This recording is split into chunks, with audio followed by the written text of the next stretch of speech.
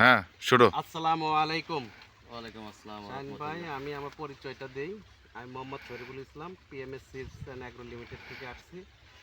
এটা কোন জাতের ভুট্টার, আপনার পরিচয়টা একটু দেন আমি দর্শকদের। মোহাম্মদ শাহিন ইসলাম, কুষ্টিয়া জেলার দলুইয়া ভেড়ামারা থানার আপনার 12 মাইলের পশ্চিম বাইসার 12 মাইলের এটা মাঠ, তেরুলের মাঠ অনেকে বলে, ঠিক আছে।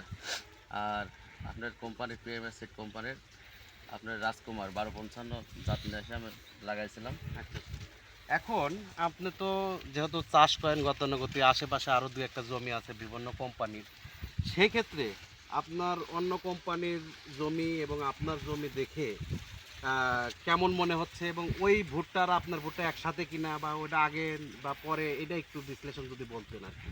না, আমার পাশে আরেক জাত লাগানো আছে, তার সাথে কম্পেয়ার করলে পরে তারটা প্রায় আমার থেকে প্রায় 15 দিন আগে লাগানো। আচ্ছা আচ্ছা। আর তারপরে আমার লাগানো 15 দিন আগ পিস।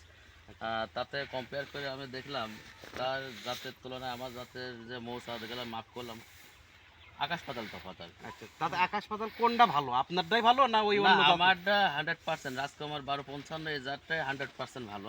আচ্ছা, হ্যাঁ, তে আপনার কি মনে হচ্ছে যে আগামীতে যদি লাগান, যদি আল্লাহর রহমতে আল্লাহ যদি ভালো করে, তাহলে কি এই জাত এই মাঠে লাগানো যাবে বা চলবে, এরকম কিছু মনে হয়? অবশ্যই অবশ্যই ইনশাল্লাহ আমি লাগাইছি, এবং আমার যে এই জাত থেকে যদি আমার যে ফলন যদি ভালো হয়, তাহলে অবশ্যই আরও কৃষকরা এর থেকে উদ্বুদ্ধ হবে। আচ্ছা আর তারাই বলবে যে আমাকে তুমি কোথা থেকে ন্যাশনাল এই জাতের ব্যবস্থা করে দাও। আমিও চেষ্টা করবো এই মাঠে আগামীতে এই জাতের ইয়েটা বাড়ানোর জন্য, বাড়ানোর। আবারটা বাড়ানোর জন্য। আচ্ছা, তবে আপনার কি বর্তমান পরিবেশ পরিস্থিতিতে মনে হচ্ছে যে না, যাত্রা যেহেতু সবকিছু তো নির্ভর করে মোচার উপরে, হুম হুম। এখনকার মোচার কোয়ালিটিটা দেখে কি মনে হচ্ছে যে আশা করা যায় ভালো ফলন হবে ইনশাল্লাহ? অবশ্যই ইনশাল্লাহ আশা করা যায়, যেহেতু আমি বাহ্যিক দিক দিয়ে যেভাবে দেখতেছি, তাহলে আশা করা যায় অবশ্যই ভালো ফলন হবে যদি আল্লাহ তাআলা চায়। এর মোসার কন্ডিশন দেখে অবশ্যই ভালো ফলন হবে। আচ্ছা, আর গাছের গ্রোথ তো মাশাল্লাহ ভালো আছে। আর গাছের গোড়াটা একটু দেখান, এই যে আংটার মতন, এর জন্য হালকা বাতাসে এটা পড়বে না ইনশাল্লাহ। আচ্ছা আচ্ছা। যদি এই কারণ এই শিকড়গুলো যদি প্রত্যেকটা মাটির অনেক মধ্যে, অনেক মোটা, হ্যাঁ শিকড়গুলো আংটা প্রত্যেকটা হয়ে যাবে। মাটিতে যদি আংটার মতো আঁকড়িয়ে ধরে, তাহলে এটা আর পড়বে না ইনশাল্লাহ।